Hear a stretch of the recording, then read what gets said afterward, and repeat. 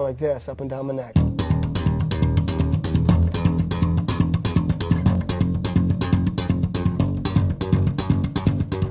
And then I do it like this, you know. I go like wait.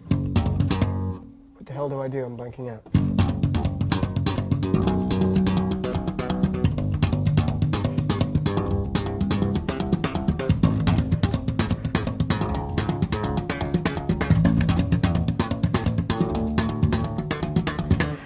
And so I do the warm-ups, you know, and I start playing slow, and I just do it, get harder and harder, and I do it for about 45 minutes. And then I'm really warmed up, and I feel like then I don't have to worry about the physical aspect of playing getting in the way of whatever I want to do. Can I see that particular pattern again? It's the right hand slower. Oh, the right hand. So that they can...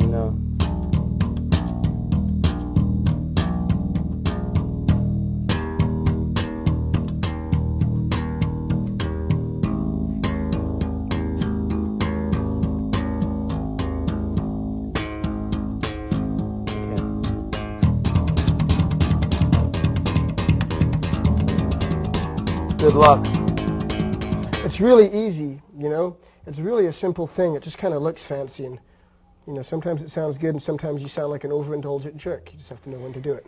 Takes a lot of practice and hard work, but like you say, it's easy. Yeah, but I mean, you know, nothing that you play can ever be. You could never play a single note that's good if you don't have lots of love in your heart for things that are pure and beautiful. I mean, even if you're like a guy that's not pure and beautiful himself, or a girl that's not pure and beautiful herself because they've done things that they've lied to themselves or lied to other people, and so their soul is not as pure and as happy as it could be. If they just actually have a true love in their heart for things that are really, you know, righteous, and they're not mean or cruel people, and they mind their own business, then they can be a good musician. But unless you're all of those things and you're, you know, you have love in your heart, you can't play good unless you have real love in your heart. T-Bone Burnett once told me, you know, T, that the word that we all need to remember is generosity. That's right. And you have to be generous to be able to play. Band, yeah. Well, to play in a band, it's like, that's why I even feel silly doing this thing and saying, you know, look, I can play bass and I'm pretty bitchin' and I do this and that, because it all means nothing if you can't get together with other people and play to other people with other people. And that's the whole thing, is listening to other people and playing with other people. And you can't ever listen or play with other people unless you love them, unless you have like really true, sincere love. It means nothing, because you can't even be angry and have true hatred, which is also an important thing to playing, unless you have real love. So that's the deal with that.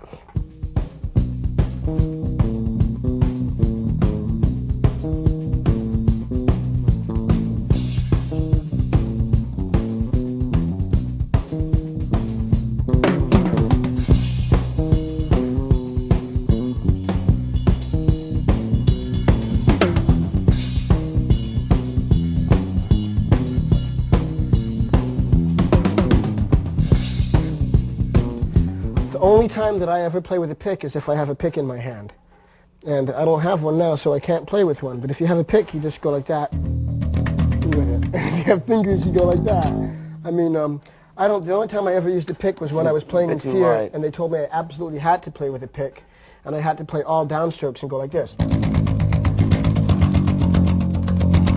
No upstrokes? You know? No, you weren't allowed to do upstrokes. That was considered wimpy in punk rock. Really? Or in the Fear style of punk rock. If you went like this, like if you had a line to go and you went like this, you were, you know, not cool. But if you went like this until your penis popped off, you know, I can't even do it now. I used to play it all the time. Then you're cool, because you know, then you separate every note. That of a note, when you go up and down, you're like ba ba ba ba ba ba ba. But if you go all straight, all downstrokes, and you go ba ba ba ding ding ding ding ding ding ding ding ding ding ding ding.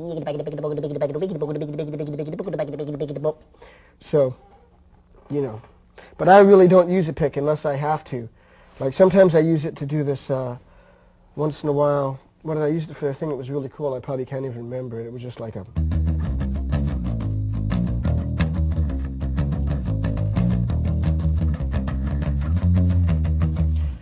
And I can't even remember what it is, and that's probably not it. And I never use a pick anyway, so it doesn't really matter. Okay, I think you can get the same sound as a pick if you just play back here, you know, And where the strings are taut.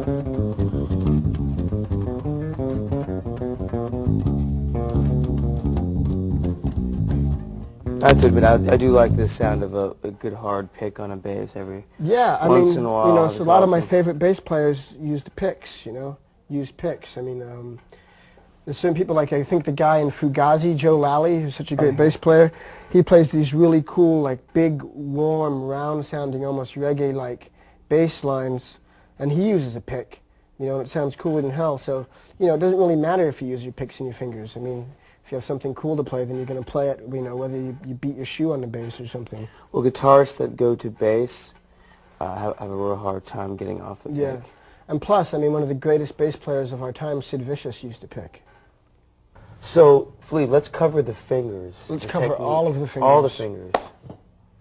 Not just these fingers. Let's start with all the fingers. Okay, well, there's these two fingers, and as we've said before, what we like to do with these two fingers is walk up and down the strings. We alternate the fingers, right, left, right, left. You see, there you go, right, left, right, left, right, left, right, left. Everybody knows that. I mean, if you start playing the bass, you learn that. And then, you know, you start becoming more graceful with it as you go along, and, you know, you just do it. You know. Jah Wobble's a great bass player. If any kid cares about being a good bass player, he should listen to Jah Wobble, being a good electric bass player. Or she or he. Oh, because there's so many great, one of the biggest influences on me as a bass player, there's a band called Defunct, which was a huge influence on the Red Hot Chili Peppers, on really turning us on to the whole funk thing. And the bass player in that band was a girl named Kim Clark, and she's so great.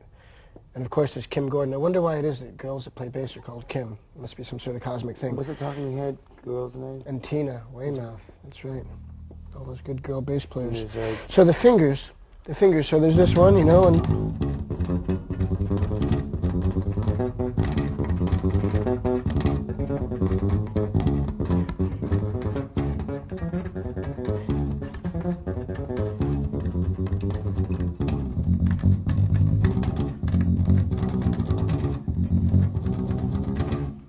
are there any exceptions where, would you ever go, is it always left, right, left, right? I always do it left, right, because it seems to be the most convenient way to do it, and it's just the way I always do it. I don't know.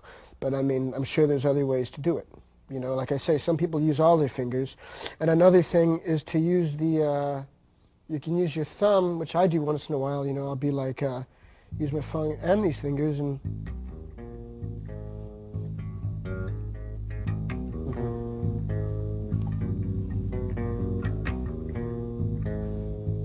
So some people use a pinky too?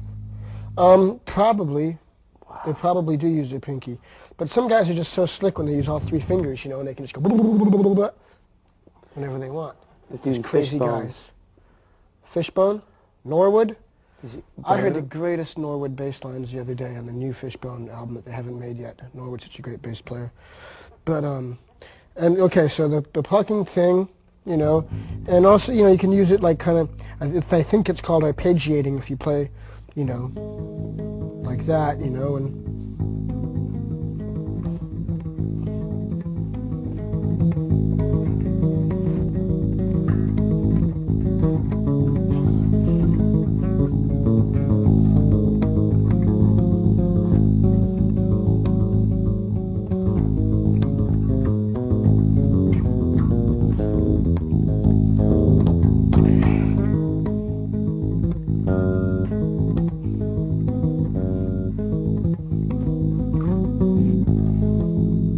like that.